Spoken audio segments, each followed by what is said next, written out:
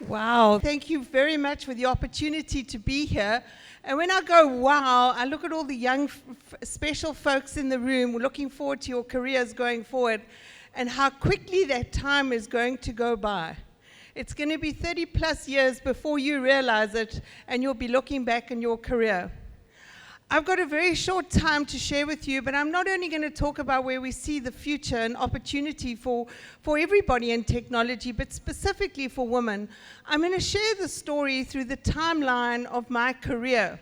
I hope you find it interesting, and I hope you can learn from it. So let's start. First of all, let's go back 60 years.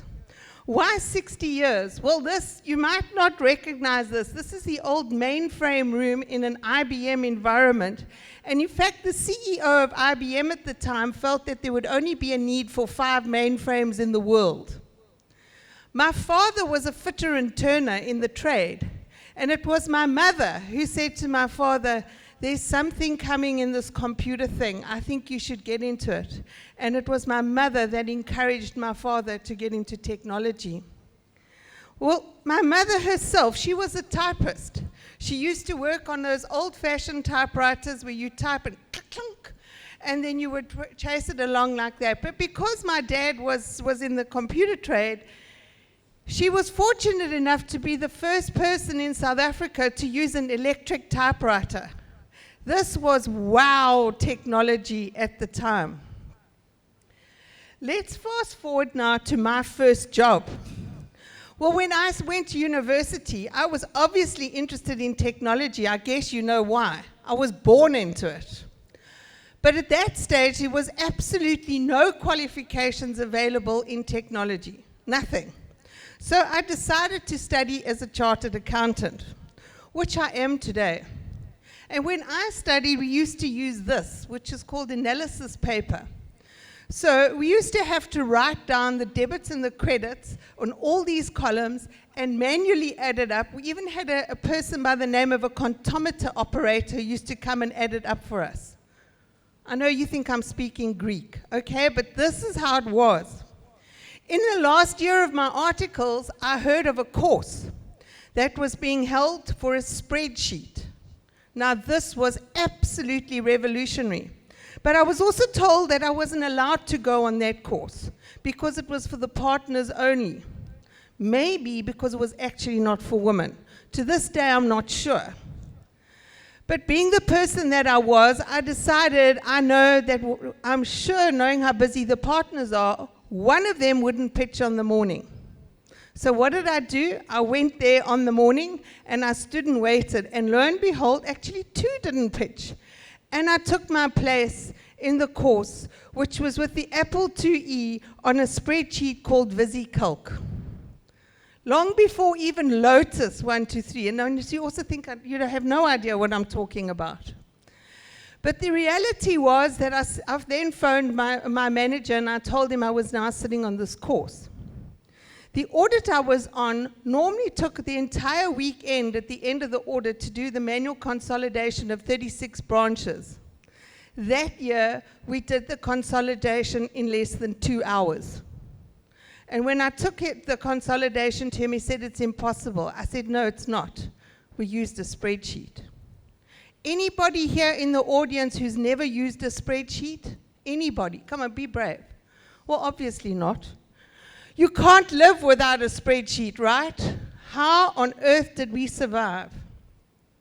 So lo and behold, once I qualified as a chartered accountant, I left the profession and I joined IBM as a trainee systems engineer. They wanted to put me in finance. I said, "No, you don't understand. I don't want to do this debits and credits thing. There was no qualification at that stage. I want to do this computer thing." And this was the year that the IBM PC was launched in South Africa. And this was amazing. I had 2 dual floppy drives. Anyone know what that is? 360K. Not gigabyte, not megabyte, kilobytes. And then I got upgraded to a 10 megabyte hard drive. I was the bee's knees. So let's look at the next piece of technology. Why is this date significant? This was the day before my son was born. and absolutely popping pregnant, I had to meet with a customer in the reception of the nursing home while my husband was checking me in, because that was my lifestyle. And I arrived at the nursing home with my latest piece of technology. This was the first analog mobile phone. It was amazing. As you can imagine, the nursing home thought I was crazy. Why on earth would you want to bring a telephone with you to have a baby? Well, this changed my world. This meant that I could be a woman, and I could have a child, and I could continue to work. And literally within a couple of hours of having my first baby, I was on the phone to my customers lying in my hospital bed. This changed the world for us as women who need to take some time to have our children. And you know what? It's amazing what we can do. And now, today, not only talking constantly or talking to a device, it's actually fashionable. And I have to tell you, when I got here on Wednesday evening, my phone crashed. I felt like my right arm had been chopped off. How do you feel when you leave in the morning without your phone? Hey, you turn back home, go fetch phone, right? And where is this going? We are now connected everywhere. The first thing I did when I got here this morning is I asked for the Wi-Fi password. I can't function if I'm not connected. We're now talking about body nets and automatically integrating with each other as we connect within each other's space to understand information about each other and to share information. But the important thing is, what has this caused? Anybody feel like this? You're now constantly connected. You're expected to be responsible to respond to the family constantly. You expect to be responding to any projects, any tasks, any programs that you're constantly. The pressure of being constantly connected and having information all the time has made it now very, very difficult for us to survive as humans. And we plan our day. I'm a great planner. But I can tell you there's many days when I get home at the end of the day and I look back and I think, I've got home at 9 o'clock at night, and what did I really achieve today? But I've worked flat out the whole day. So what is happening is we're busy doing stuff, but it's not necessarily stuff that allows us to properly think as human beings and be creative and be caring and what we need to be as human beings. We reached a tipping point in how much stuff we can do in a day. This is where automation comes in. Now, we're seeing a lot written about automation, and there's two forms of automation. The one form is where we talk about industrial or physical robots. You know, there's a hotel in Tokyo right now where you can check into the hotel and you don't see a human being. A physical robot checks you in, you speak to it, it greets you, it takes your luggage, and your little robot in your room takes over and helps you in your room. What I'm talking about today is talking about software robots. In other words, this is the technology that sits on your laptop, on your phones, on your iPad, and it works in tandem in the background. This is called robotic process automation, or it's now moving into what we call intelligent automation. And what a software robot does is it simply mimics everything that the human being can do on a keyboard. So think about coming in the morning and the mundane tasks you might do. You might come in the morning, log into systems, go into a number of web addresses, look up various bits of information, go into some or other data systems, extract data, compile a report, put all of that together in an email and send it off to some manager, some board member, or whatever it might be. And we do that every single morning. Or you've got people processing invoices, literally taking invoices in and keying those invoices into a keyboard, which goes into some sort of system, which then goes from there. Or you've got somebody trawling websites to try and see what negative information is coming out about a company on websites from customers, and you go and sit all day and you do that. I can go on and on and on at the amount of laborious work we are doing as people. And this is where RPA comes into play, to be able to take over that laborious work that we've been doing as humans. So ladies and gents, the idea is not to just sit back now and relax because the robot's going to take away some of the work, but we are seeing phenomenal responses from this. We've got a particular customer that 67,000 tasks, and they thought it was going to literally take 9 months to get it cleared, and it was cleared in 4 days. I've got another situation with a customer in a shipping environment. Typically, a batch of shipping documents would take 3 to 4 hours to process because it's a lot of manual keying in, checking a foreign exchange, going to the revenue services, checking the import tax information. 3 to 4 hours. The bot processes it in 3 to 4 minutes. That is a fundamental change in the way we work and the way we operate. What we're saying is we've got to a point, because of the technology, we are so busy doing as humans, we're not being as humans. We need to get back into being human beings and focus on what we do best.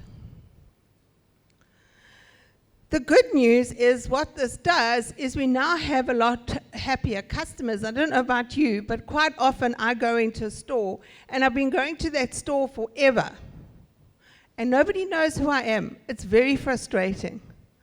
And it's very frustrating for the person serving me because now I'm frustrated with them, so they're not enjoying their job.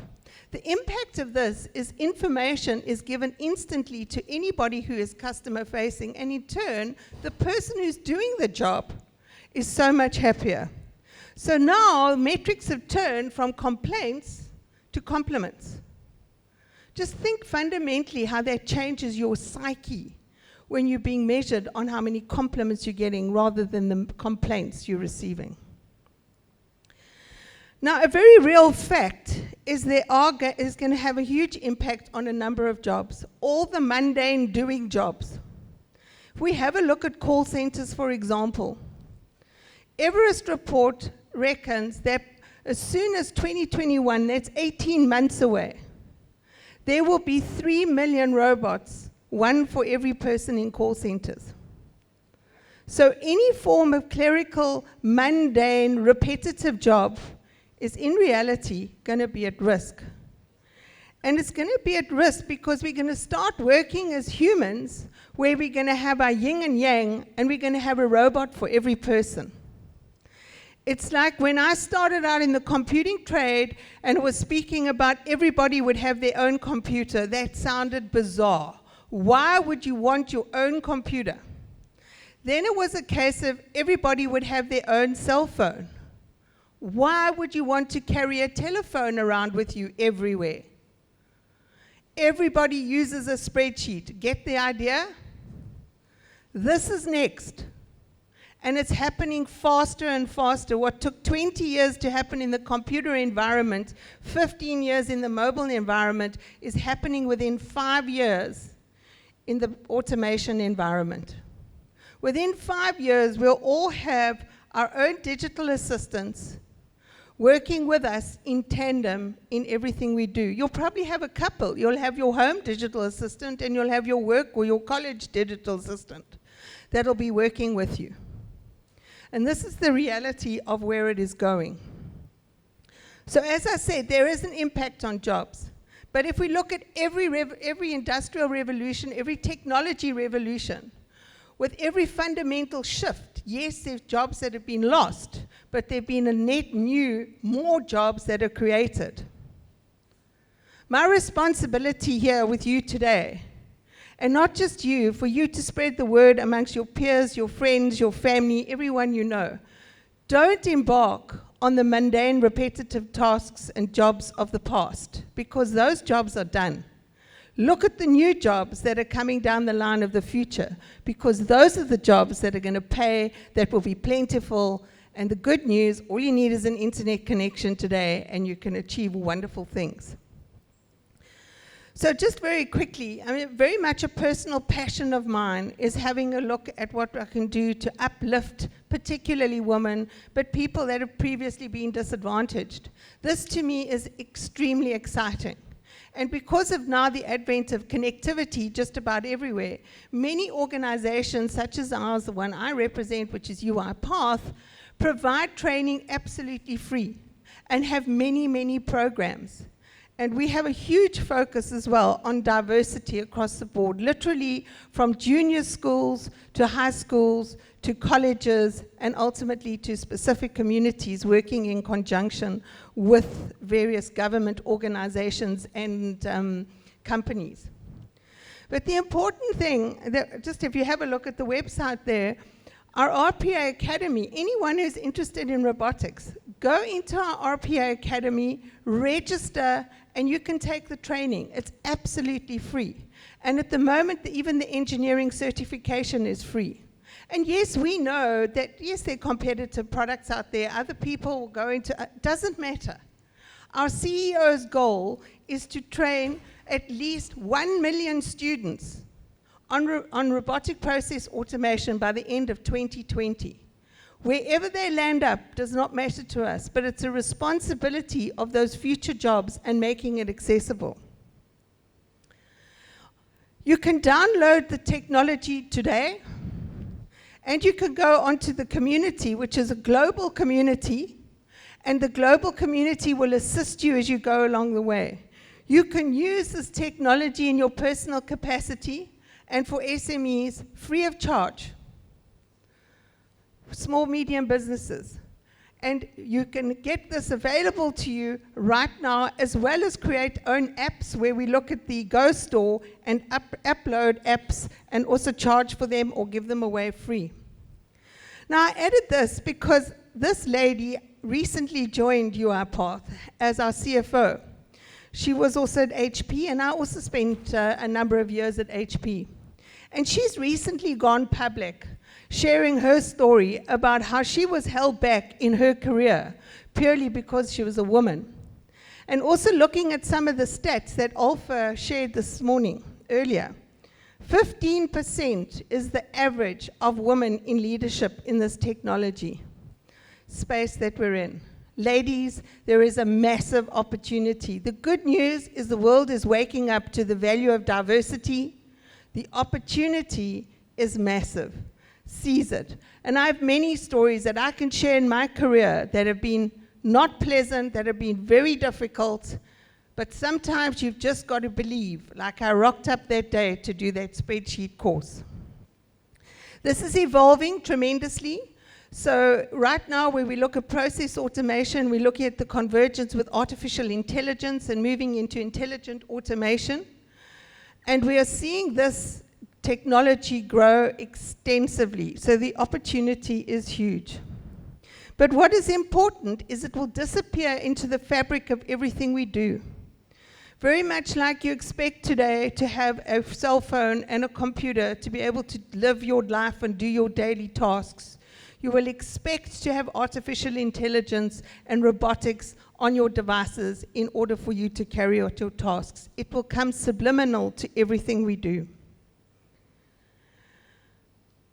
Now, if we have a look at where the jobs are going, this is to you as the future generation. Please have a look very carefully, because many of the jobs of the future have not even been thought about today. And many people in current jobs are going to have to reskill. We're seeing a huge shift on requirements to reskill. Take opportunity to what is out there for reskilling. And just to share a final story. Anybody have any idea who this might be? It's my daughter. So my daughter actually, when she got to the end of her schooling, didn't know what to do, but she was exceptionally good at maths and at logical thinking and problem solving. We decided that she should do mechanical engineering. Now, she was not very happy about that idea because her idea of mechanical engineering was hard hats and safety boots. I think you can see she's not really that type. She's also a championship Latin and freestyle dancer, so that vibe just didn't quite go with her. But she studied mechanical engineering, flew through it, and was hired by a global consulting organization on her first interview. And when I asked her what her job was going to be, she said, I don't know, they don't know either, but we'll figure it out. She became a data scientist, which at the time the term data scientist just wasn't even around. We didn't know what it was, and we're seeing that evolve. She now moved and she's living in Singapore, and she is now the senior manager for advancing technologies for the whole of Asia Pacific region for Ernst Young. She's 28 years old. The opportunity is immense. Ladies and gentlemen, please seize it. And there's one thing that I've always said to my children as they've grown up, very simple. And that is, I've said, firstly, dream it. Now, dreaming is easy. We all do that. But believe it is the hard part. Face those dreams, look at those dreams in the face, and belly believe what you think you can do with those dreams. And once you have the belly belief of those dreams, the third part is the easy part. Let's simply go out and do it. Good luck for your future.